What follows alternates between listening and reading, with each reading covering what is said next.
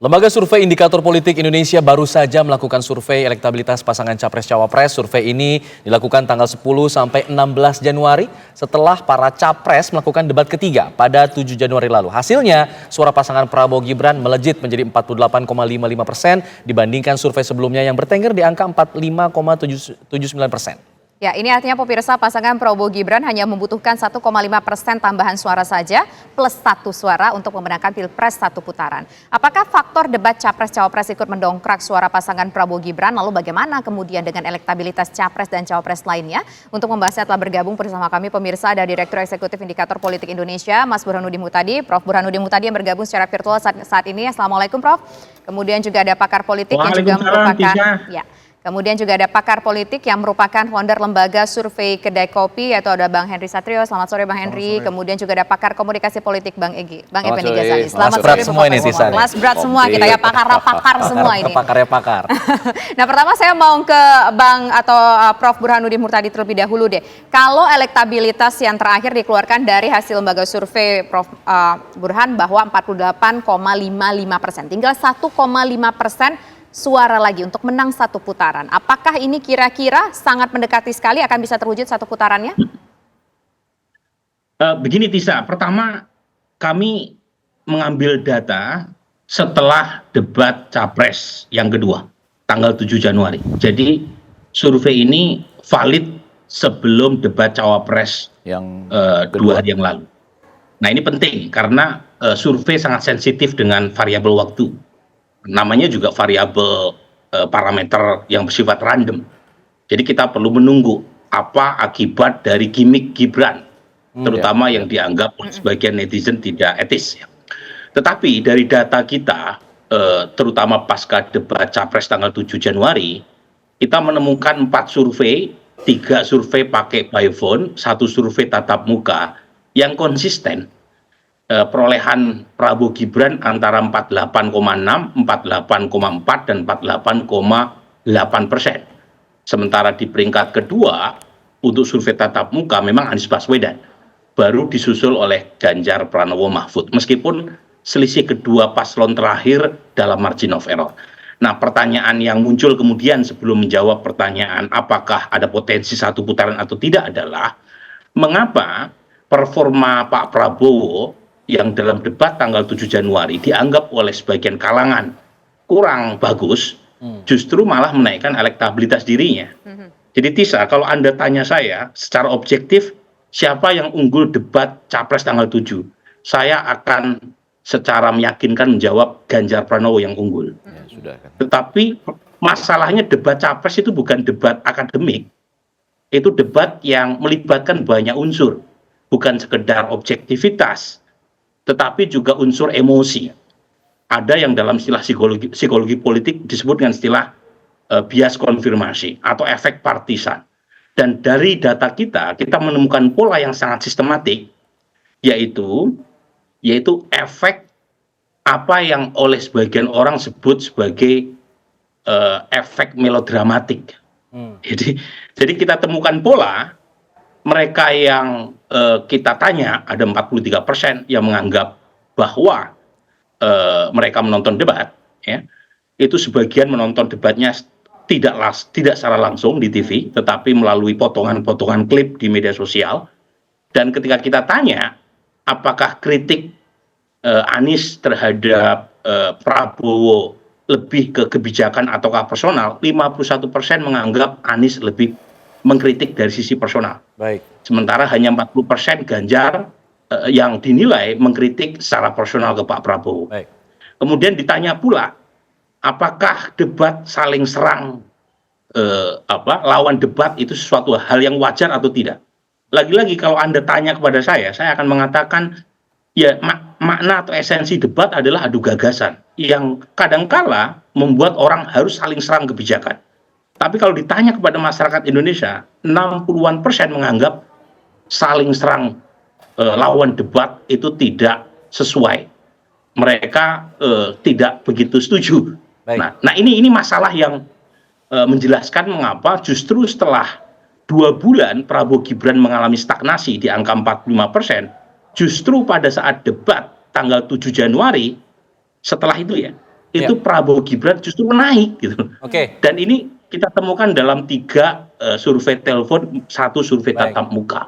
Nah ini penjelasannya. Mas Burhan, ini kan kenaikannya juga cukup melejit dari 45 langsung ke 48,55 nih. 3% ini. Bukan.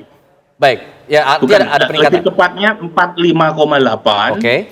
ke 38,5 untuk survei tatap muka. Oke. Sementara untuk survei telepon dari 46,9 Oke. ke 48,6. Oke. Jadi saya hafal angkanya.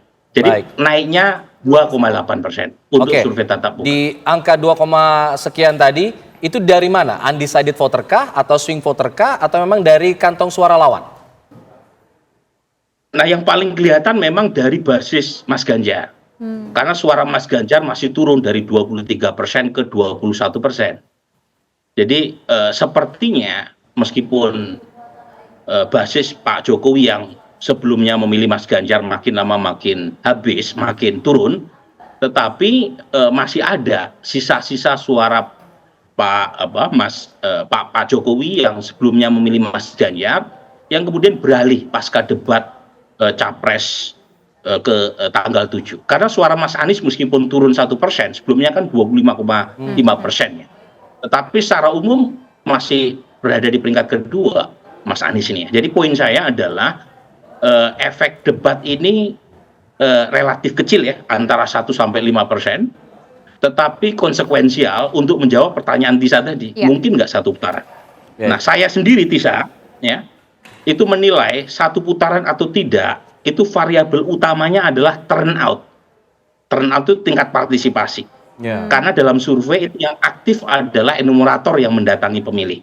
Tetapi dalam kontestasi elektoral tanggal 14 Februari, itu yang harus datang ke TPS adalah pemilih. Ya. Jadi yang militan harusnya pemilih. Jadi asumsi survei itu tingkat partisipasi dari masing-masing paslon itu 100% mereka menggunakan hak suaranya. Ya. Kalau misalnya basis Mas Ganjar, basis Mas Anies lebih militan datang ke TPS, sementara pendukung Pak Prabowo itu kurang militan datang ke TPS, ya kemungkinan suara Pak Prabowo bisa turun lebih kecil, dan potensi itu ada karena basis pendukung Pak Prabowo, terutama dari Gen Z, itu kalau kita lihat perilaku pemilih mereka di pemilu-pemilu sebelumnya, itu lebih malas datang ke TPS. Oke. Jadi data saya exit poll 2019, 81% tingkat turnout dalam Pilpres 2019, tetapi partisipasi anak muda itu kurang dari 70%. Baik. Jadi kalau pola ini bulan depan, kemungkinan suara Pak Prabowo bisa turun dibanding prediksi survei. Oke, baik. Sekarang saya ingin ke Bang Ege. Bang Ege tampaknya tadi ingin menanggapi. Langsung saja, Bang. Enggak, saya kan selalu menikmati nih kalau Burhanuddin Muqtadi menguraikan gitu ya. Di samping guru besar dia juga menjelaskan secara detail, dan karena itu dalam pemaparan dia yang lalu dia mengatakan belum tentu. Jadi belum tentu 1 putaran, belum tentu juga 2 putaran gitu. Nah, sekarang kalau betul Anda sampai pada angka tadi 48%-an gitu ya, dengan 1.200 responden plus minusnya 2,9, berarti sudah tercapai. Batas atasnya sudah 50% plus 1 seperti kata Tisa tadi. Artinya bagi Anda yang yakin, ya aman dan nyaman untuk mengatakan 1 putaran. Tapi yang menjadi menarik, Burhanuddin tadi menyampaikan begini, dalam debat antar capres, pemenangnya siapa waktu itu? Kita sependapat ya, saya kan selalu di sini. Ya. Kalau capres yang pertama Anies Baswedan, yang kedua Ganjar Pranowo, cawapres yang pertama kemarin itu Gibran, yang kedua bisa bisa Mahfud, bisa Caimin, tergantung Anda melihatnya bagaimana. Ya, Caimin katanya itu. Ya. Mahfud yang mematahkan gimmick, Caimin itu sangat jauh di atas ekspektasi sebelumnya gitu ya. Sebelumnya kan agak rendah, tiba-tiba berkali-kali lipat dibandingkan ekspektasi. Nah, tadi yang agak menarik adalah begini. Jadi sekali lagi ya, supaya aman dan nyaman bagi Anda yang merasa yakin 1 putaran, ini sudah 48 ini. Plus minus margin of error sudah sampai ke sana. Tapi Burhanuddin tadi dengan sangat teliti menurut saya menyampaikan Pak Prabowo kan dianggap relatif tidak memenangkan debat yang kedua antar capres ya. Bahkan pada waktu itu pemenangnya adalah Ganjar. Cuma banyak serangan yang dianggap over attacking. Sehingga hasilnya di situ ada penambahan Pak Burhanuddin ya untuk Pak Prabowo. Ya kan? Nah, sekarang ada debat kedua antar cawapres yang menyerang pihak yang berbeda. apakah tidak ada penambahan buat pihak yang lain, sama seperti logika berpikir atau logika temuan survei yang diperoleh oleh Burhanuddin Muhtadi. Kalau itu ada, berarti berbeda nanti hasilnya sesudah debat cawapres yang kedua. Walaupun sekali lagi saya tidak ingin mengganggu keamanan dan kenyamanan mereka yang berpikir, oh ini sudah satu putaran, 48 plus minus 2,9 sudah sampai di sana. Tapi logika tadi, bahwa walaupun misalnya ada satu kandidat penampilannya tidak maksimal, tapi kemudian karena diserang terus-menerus, masyarakat yang melodramatik tadi justru memberikan penambahan suara buat dia. Sebagai dalam tanda petik orang yang perlu disupport dengan simpati. Nah, bagaimana dengan debat cawapres kemarin? Apakah angka-angka ini bisa berubah atau tidak? Menarik loh untuk mendengarkan dari Prof. Burhanuddin dan Henry misalnya. Ya, nah Bang Henry tentu punya pandangan mengenai hal itu, tapi nanti saya minta tunggu dulu. Usai jeda kita kembali sesaat lagi tetap bersama kami di Kabar Petang. Saya langsung mau ke Bang Henry dengan menggunakan logika yang sama, mengingat tadi debat keempat kemarin ada sebuah insiden begitu kita lihat, apakah kemudian angka kita lihat akan bisa berubah jauh atau bagaimana? Ya, tanpa data emang kita sulit ya membaca itu. Tapi kalau kita memprediksi boleh lah ya. Kalau dari disertasi saya tuh tentang momentum politik kan. Ada salah satu variabelnya itu modal sosial yang mempengaruhi momentum politik. Nah ini kalau kita lihat modal sosial akhir-akhir ini kan memang banyak sekali yang terjadi. Penampilan Mas Gibran kemarin. Kemudian jangan dilupakan dukungan artis ya. Selebritis yang kemudian juga terpapar di media. Dan tentu saja kita harus menghitung kampanye terakhir masing-masing capres-cawapres sehingga kita bisa melihat penampilan secara keseluruhan. Ini kan yang ditunggu adalah bagaimana nanti penampilan final dari para capres gitu ya. Biasanya Mas Gibran yang harus memanggul citra Pak Prabowo itu dia lakukan baik sekali pada saat cawapres pertama debat. Nah tapi kelihatannya di final ini justru terbalik nih, Pak Prabowo yang harus memperbaiki citra Mas Gibran pada saat debat capres nanti. Nah nanti jadi dengan perhitungan modal sosial ini maka fluktuasi elektabilitas menurut saya masih bisa terjadi karena misalnya dengan penampilan aja kita ingat apa yang terjadi di Jawa Barat dan di Jakarta misalnya. Di Jawa Barat muncul momentum naik itu gara-gara ada kaos 2019 ganti presiden dan itu munculnya di ujung debat. Nah itu kemudian mengubah fluktuasi elektabilitas. Kemudian yang terjadi di Jakarta pada saat Pak Ahok juga demikian. Jadi beberapa hal yang akan mempengaruhi itu justru nanti penampilan si capres. Walaupun begini ya, kalau kemudian hampir melewati 50% pasangan nomor 2 ini memang bisa dimaklumi karena mereka punya semua. Logistik paling kuat. Kemudian mesinnya paling banyak gitu ya. Kreativitas dan gerakan-gerakan juga mereka kuat gitu. Sehingga pada saat mencapai 48,5% ini hari ini itu juga tidak mengejutkan. Justru yang mengejutkan justru kenapa belum lewat 50% plus 1 gitu. Di bawah ekspektasi berarti. Nah, itulah makanya apa yang dijelaskan Prof. Burhan tadi penting bahwa akan ada lagi turning out pada saat Pilpres dilakukan sehingga apakah bisa 1 putaran atau 2 putaran ini sulit sekali. Dan jangan lupa bahwa di aturan kita selain 50% plus 1 harus ada kemenangan di 20 provinsi. Walaupun luar biasanya Pak Jokowi ini Prof. Dia sudah tambah 4 provinsi lagi di Papua.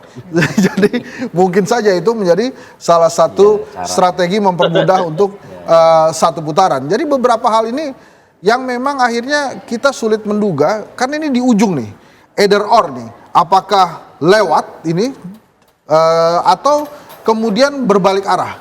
Kalau kita lihat survei terakhirnya, kalau nggak salah ada yang turun indikator kalau ya Prof ya, turun sedikit kalau saya nggak salah. Pernah turun indikator itu sampai Burhan menyatakan pernah turun kan. Nah jadi itu salah satu hal yang memang terkadang pemilu di Indonesia ini sulit diprediksi. Jadi kalau ada pengamat luar negeri yang mengatakan bahwa pemilu yang paling mudah diprediksi itu Indonesia, kali ini tidak.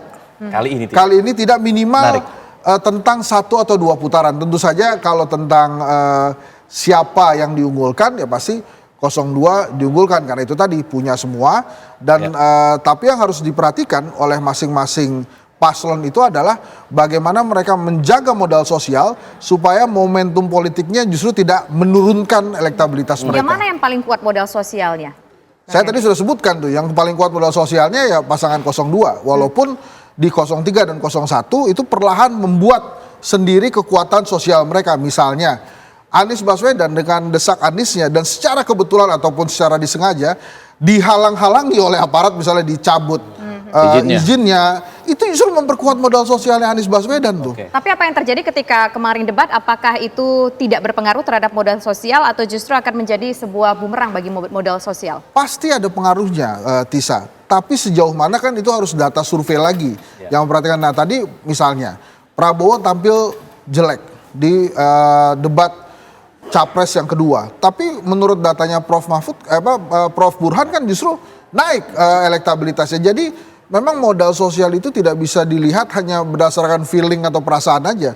Bila ternyata publik berbalik ya hasilnya bisa seperti mungkin dua Prof sisi Burhan. ya. Sebelum kita kembali ke Prof Burhan yang punya hajatan, dua sisi itu adalah yang pertama kan kita melihat bahwa ada perbedaan setelah debat. Ya. Jadi itu dulu pernah menghantarkan 02 naik.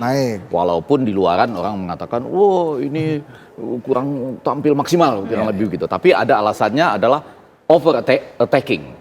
Sekarang kurang lebih sama loh. Maksud saya bagaimana menjelaskan fenomena yang kurang lebih sama. Untuk, jadi kalau dalam komunikasi politik selalu dua lah aspeknya. Yang pertama yakin, bagi yang sudah yakin 48, sekian tambah 2,9 satu putaran. Tapi ada kontrol di bawahnya. Ketika dua ini terjadi, akibatnya sama atau tidak. Nah yang agak menarik ini analogi sepak bola. Analogi sepak bola itu mengatakan Anda boleh saja turun di awal, tetapi kemudian menjelang hari-hari terakhir tuh Anda nggak boleh turun lagi tuh. Ya kan? Langsung keluar loh dari sistem pertandingan. Karena kan Anda harus menang. Seperti Argentina kalah dulu dari Arab Saudi 2-1, tapi setelah itu keluar dari grup harus menang terus sampai ke final.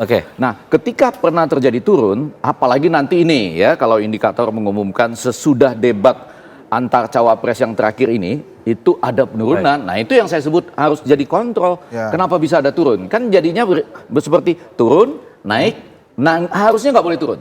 Trennya itu tetap harus naik, walaupun modal sosialnya besar. Tadi belum disebutkan, saya yakin sebentar lagi Prof Burhan akan menyebutkan bansos itu modal sosial sangat besar dan itu disetujui oleh DPR. Jadi sesuatu yang sah kan jadinya.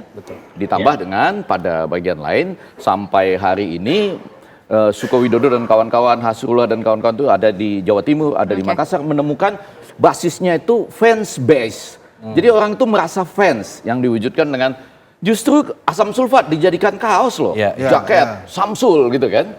Orang bangga itu. Perbandingan juga ya. Itu fans base. Nah kalau sudah itu kan nggak bisa diapa-apakan. Itu saya tambahkan sedikit tadi modal sosialnya Ganjar belum disebut tuh. Belum ya. Supaya kita nampaknya adil semua kan. Nah modal sosialnya Ganjar justru kemarin didapat dari Prof Mahfud. Ada dua saya catat.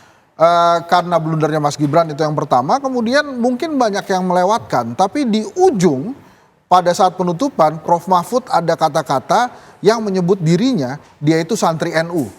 Nah ini modal sosial kuat juga menurut saya buat Ganjar Mahfud untuk meningkatkan elektabilitas.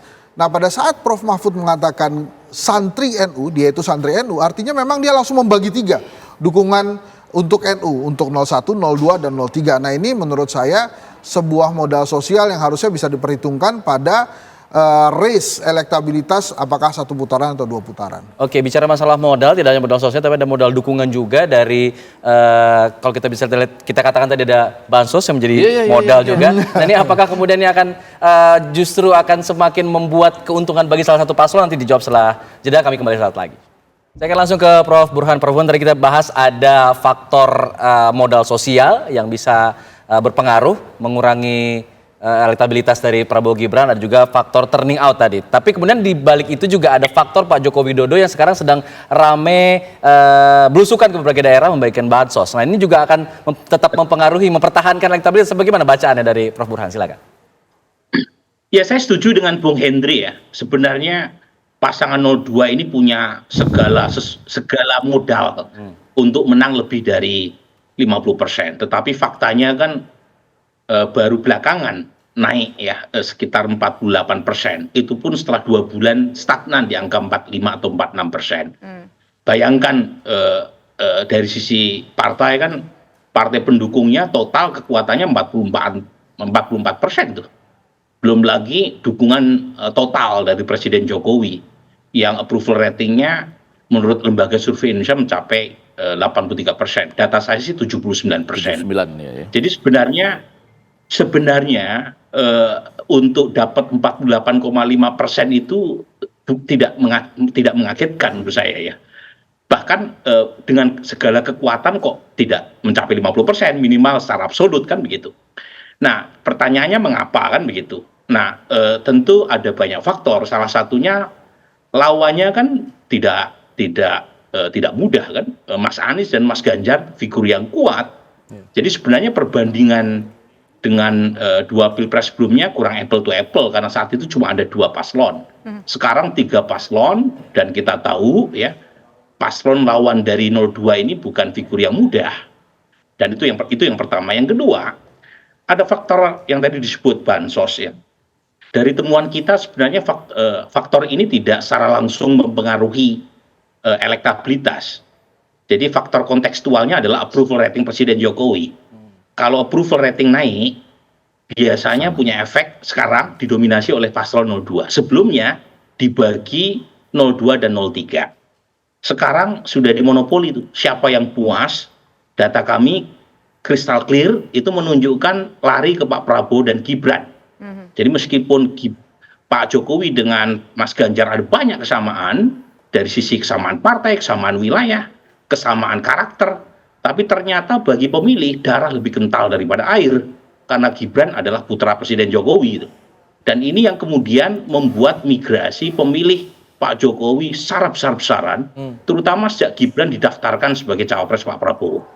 Jadi kontekstual factor ini yang dari temuan kita, kenapa orang puas? Jawaban top of mind-nya adalah karena menerima bansos. Nah, jadi itu jawaban spontan tuh dari pemilih. Dan ketika mereka puas terhadap Pak Jokowi, itu efeknya mengalir ke 002. Kebetulan inflasi bulan-bulan ini cuma 2,6% tuh data BPS dan BI. Jadi inflasi rendah, diguyur bansos, akhirnya masyarakat puas. Dan mereka melihat figur 02 yang dianggap melanjutkan kepemimpinan Pak Jokowi yang mereka happy. Nah itu ya. Nah, bagaimana dengan debat? Nah, tadi saya setuju dengan Bung Ege. Kita perlu sabar menunggu. Kalau logikanya kan seharusnya setelah menonton debat cawapres, kemudian efek yang sama akan merugikan buat 02 kan. Tapi lagi-lagi kita perlu tunggu. Karena terus terang kemarin waktu debat kemarin ya, itu bisa saja kalau itu dieksploitasi oleh tim lain, itu malah menimbulkan kesan yang negatif buat Mas Gibran. Jadi data kita waktu setelah debat capres itu tingkat kedisukaan terhadap Mas Anies itu turun jauh banget. Dari 63% ke 54% di survei tatap muka. Nah, kenapa mereka menjadi kurang suka? Dugaan saya mungkin karena Mas Anies dianggap terlalu ofensif. Nah, pertanyaannya nih, kemarin Mas Gibran dianggap ofensif atau tidak? Apalagi dengan geser dan gimmick yang oleh sebagian orang dianggap merendahkan. Nah, kalau misalnya itu iya jawabannya, tentu bisa membuat ya impian meraih menang dalam satu putaran harus ditunda. Oke, sekarang saya ingin menuju ke Bang Effendi Ghazali. Ini tampaknya semua sudah mendukung banget. Modal sosialnya ada, kemudian juga bansos di situ ada. Yang puas dengan Pak Jokowi akan memilih 02. Tapi ada kegiatan ketika debat yang kita lihat ada komunikasi yang gayanya cukup ofensif nggak? Bang Ege ngelihatnya ini dampaknya akan luar biasa tidak? Karena ini kan tinggal, kalau tidak salah tinggal sekitar 3 minggu lagi menuju pencoblosan suara. Sebetulnya hampir sama ya, saya sama Burhan kalau komunikasi. Di TV One juga kalau kita diskusi, kita prediksi bahwa 2 debat ini lepas dari yang nonton misalnya sedikit, Pusat Psikologi Politik UI bilang yang akan mungkin berubah itu hampir sama dengan Kompas ya, Litbang Kompas itu sekitar 10%. Tapi Anda bayangkan nggak dalam deretan angka-angka begitu tuh 48, sekian, 45, 10% itu kalau terbagi ke 3, Gede. dia Gede. besar sekali pengaruhnya. Nah, tadi sudah ada 2 logika itu. Kalau logika sama, over attacking akibatnya menguntungkan pihak yang diserang. Over attacking ditambah dengan dalam tanda petik ada gimmick yang agak kurang elok itu, bagaimana? Nanti kita lihat bersama-sama. Walaupun bisa saja, saya tuh berkali-kali mengatakan, saya sama Hendry Satrio kan hadir di lapangan. Sebelum gimmick itu, sebelum sanggah menyanggah, Gibran leading. Luar biasa loh, bisa menyampaikan itu dengan luwes. Tanpa catatan. Malah nyindir ya, pakai catatan ya. Nah, tapi begitu nyinggung Tom Lembong pertama masih oke. Sudah kedua dan ketiga sudah ad hominem ya. Ada urusan apa dengan Tom Lembong. Tapi balik lagi ke pertanyaan tadi, jadi menunggu akibat debat ini. Nah, saya kan mengharapkan pada waktu itu di 2 debat terakhir ini sebetulnya kedua orang ini, cawapres yang bernama Gibran dan capres yang bernama Pak Prabowo itu main gemoy saja sebetulnya. Karena sudah di atas, tambah lagi dengan Pak Jokowi ini sedang banyak membagikan bansos, itu kan efek biliar. Nggak langsung, tapi kalau kepuasannya tinggi, orang di bawah suka bilang gini loh, walaupun sama-sama dalam koalisi sekarang, di zaman Pak SBY dulu nggak sebanyak ini loh. Zaman sekarang ini Pak Jokowi hebat ini. Jadi untuk menuju bansosnya tiap minggu gitu. Jadi untuk menuju satu putaran nanti, kalau untuk bicara soal menuju satu putaran, berarti salah satu capres, cawapres harus main gemoy, terutama capresnya nanti ketika Saya berdebat. berharap begini, tentu saja main gemoy habis-habisan di debat bahaya juga. Tetap saja ada poin-poin yang dipertahankan. Ya, makan siang sama minum susu itu kan sudah. Terus apalagi sesuai dengan topik besok ada itu ada tambahannya kesehatan lagi. dan lain-lain ya. Nah, itu dipertahankan, mudah-mudahan tidak ada lagi bisa terpancing. Terutama kan kalau Anies dan Caimin sudah menjanjikan etika itu akan terus dipersoalkan gitu. Nah, jadi walaupun itu pengaruhnya cuma katakanlah 10% dibagi 3, tapi ke 48,8 kalau Anda yakin satu putaran itu menentukan. Nah, lebih daripada itu turning out. Percayalah, ada masalah dengan generasi yang muda dan baru ini di hampir seluruh dunia loh. Jadi mereka ikut gemar berpolitik dengan fashion yang tertentu, tapi apakah datang itu canvassingnya menentukan sekali. Begitu Prof. Burhan ya. Oke, kalau misalnya memang tren serang menyerang ofensif tadi berpengaruh buruk, apakah kita nanti akan melihat di debat terakhir di final ini akan justru anti klimaks atau bagaimana Pak Henry? Gini, sebetulnya saya mau ajak tidak di debatnya, tapi after debatnya. Karena kalau kita lihat viralnya di media sosial misalnya dan pemberitaan media massa, banyak juga yang memberitakan tentang after debat. Jadi artinya pada saat press conference misalnya ya, viral tentang Pak Prabowo mengatakan Mas Gibran memahami ekonomi misalnya. Kemudian terima kasihnya Pak Mahfud kepada Pak Jokowi misalnya, kemudian Pak Gus Imin ya mengucapkan terima kasih ke Pak Mahfud, tapi kok nggak ke Gibran. Nah, justru hal-hal after ini yang justru menarik perhatian. Kalau mungkin nanti masih ada waktu, Prof. Burhan juga bisa menjelaskan bila nanti itu agak lama pengambilan datanya setelah debat misalnya, mungkin itu efek-efek after debat itu bisa masuk tuh ke dalam pemikiran masyarakat secara keseluruhan gitu ya. Karena tidak bisa kita pungkiri bahwa efek after debat ini juga membuat masyarakat kembali memikirkan beberapa hal. Nah, tadi menariknya adalah tentang serang menyerang itu. Ini akan seperti apa? Saya sih membayangkan bila tiba-tiba Mas Anies kalem di debat, itu juga belum tentu. Belum tentu ya. Belum tentu bisa membuat belum tentu menguntungkan Anies. Si raja debat ya kan? Ya, betul. Dan mungkin juga kalau Mas Anies kalem di awal, Mas Ganjar juga loh, ini gimana nih? Karena saya skenarionya nunggu ya. Kan? Nah, mungkin juga Pak Prabowo juga kaget juga tuh kalau Mas Anies, ya dia nggak ngapain, padahal gue udah siap-siap nih, saya udah siap-siap. Jadi hal-hal itu juga menjadi hal-hal yang ditunggu-tunggu oleh masyarakat. Misalnya kalau misalnya Anies Baswedan nyerang, dia mau nyerang apa lagi? Kalau kemudian Pak Prabowo mau defense, dia akan defense-nya seperti apa? Kemudian juga Mas Ganjar gitu ya, bagaimana serangan-serangan Mas Ganjar kepada Pak Prabowo. Nah, yang juga menarik menurut saya adalah faktor Jokowi tadi, gitu ya. Apakah kalau kemudian ya, misalnya nih Prof ya, di ujung-ujung masa kampanye tidak juga menembus 50% persatu, pertanyaannya akankah Pak Jokowi cuti untuk mengkampanyekan Prabowo Gibran? Dia punya hak untuk itu. Ya, bisa ya. Kalaupun kemudian dia punya cuti, hak untuk itu. Ya efeknya gimana? Apakah efeknya membantu Gibran atau justru menurunkan Gibran? Tapi pada saat yang sama, sedikit lah, 2 kalimat Prof. Burhanuddin itu juga harus mulai memperhatikan naiknya modal sosial dari bergabungnya slang di beberapa itu dia tadi. daerah di Indonesia. Itu penting sekali loh. Di mana rakyat itu mulai berjoget bersama dalam hajatan rakyat. Itu sesuatu modal sosial yang perlu diperhatikan. Oke, terakhir silakan Mas Burhan. Iya, memang ada banyak perkembangan mutakhir, terutama pasca debat tanggal 7 Januari. Pertama adalah efek debat Cawapres, termasuk juga mobilisasi yang makin intensif dari pendukung Mas Anies, dari pendukung Mas Ganjar, juga muncul asal bukan 02. Saya kira ini semua perlu diuji ya secara empirik ya. Dan data adalah data ya. Kita seringkali lupa bahwa data seringkali berbeda dengan apa yang kita ekspektasikan, tetapi setidaknya bisa membantu buat ketiga paslon untuk meraih tujuan masing-masing. Terutama nih ya, selain turnout adalah undecided voters. Nah, data saya, mereka yang belum menentukan pilihan, tinggal 5% itu biasanya cenderung lari ke penantang. Itu data saya. Jadi 2019 misalnya. 2019 survei saya Pak Jokowi Kiai Ma'ruf itu 54,5%. Hasil akhir 55, tidak terlalu beda. Tetapi Pak Prabowo Sandi saat itu kita prediksi 40%, hasilnya 44. Jadi sebagian besar mereka yang belum menentukan pilihan di minggu-minggu terakhir lari ke penantang. Tahun 2009 ada 3 paslon, Pak SB Budiono, Pak Ibu Megawati Prabowo, dan JK Wiranto. Uniknya 7% mereka yang belum menentukan pilihan, sebagian besar lari ke Megawati Prabowo. Karena Mega Prabowo adalah pimpinan partai oposisi utama. Tidak lari ke Pak JK. Karena survei kita benar memprediksi Pak JK 12%. Karena Pak JK adalah wapresnya Pak SBY.